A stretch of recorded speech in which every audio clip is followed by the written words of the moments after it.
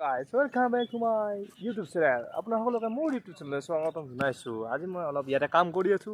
আৰু আপোনালোকক মই দেখাবলৈ বিচাৰিছো কাঠ বাদাম আপোনাৰ যে এলমন বুলি কয় বাদাম বুলি কয় আৰু বাগিচাত আছো আৰু মোৰ চাৰিওফালে এতিয়া গছবিলাক দিছে তো সেইবোৰৰ সব গছ হয় তো আপোনালোক গছবিলাক কেনেকুৱা হয় আৰু ফলবিলাক কেনেকুৱা দেখাবলৈ চেষ্টা কৰিম তো বলক নে কি কয় হেল্ল' বন্ধুসকল আচলতে এলমন বুলি ক'লে মই এইবিলাকে হয় এলমনৰ ফল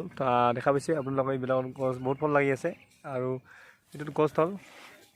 এইবিলাক গছ হ'ল এলমনৰ আৰু ইয়াতে আপোনালোকক মই দেখাব চেষ্টা কৰি আছোঁ দুটামান শ্বট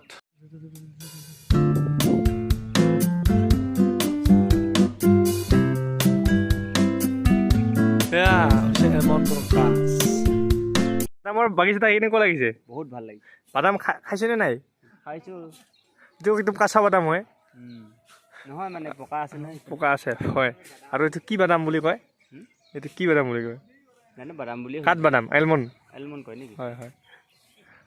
আমাৰ ৰাভা এক চাবাছ আৰু ইফালে বৰ্তমান ৰেষ্ট কৰি আছে চব পাৰ্টি মেজৰ বঢ়িয়া এইটো বাদামৰ খেতিত চবেই আছে বাদাম ৰেষ্ট কৰি আছে ফল হয় আৰু এইবিলাকক আমি কাঠ বাদাম বুলি কওঁ আমাৰ অসমত এইবিলাক বিভিন্ন ধৰণৰ ইয়াৰ কেঁচা আছে এতিয়া পকা নাই এতিয়ালৈ পকিলে এইটো শুকাব তাৰপিছত শুকাব পিছত বনোৱা হয় এয়া চাওক সম্পূৰ্ণ হেমন্তৰ গাছ এইটো বাদাম হয় কাঠা বাদাম মই ইয়াত ভাঙিছোঁ কাঁচা হয় এলমণ্ড এতিয়া এনেকুৱা দেখিবলৈ হয় ইয়াতে ফাটিলে ইয়াতে কেঁচা কেঁচা মাজত থাকে আৰু সেইটোৱে খোৱা হয় এইটো ওলোৱা হয় ইয়াতে ভিতৰত মই ফাটি দেখুৱাম আপোনালোকক থাকক তো এইটো মই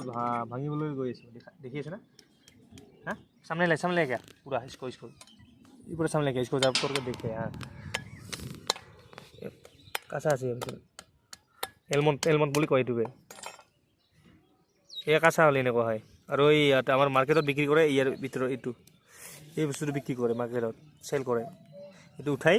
বাগালটো উঠাই ইয়াৰ ভিতৰটো আৰু এই খাই এইটোৱে ইয়াতে বৰ্তমান কেঁচা আছে সেইকাৰণে এনেকুৱা পানী নিচিনা আছে এইটোৱে হ'ল এলমন দেখা পাইছে অলপ ফ'কাছ কৰি দিয়া টাচ কৰি দিয়া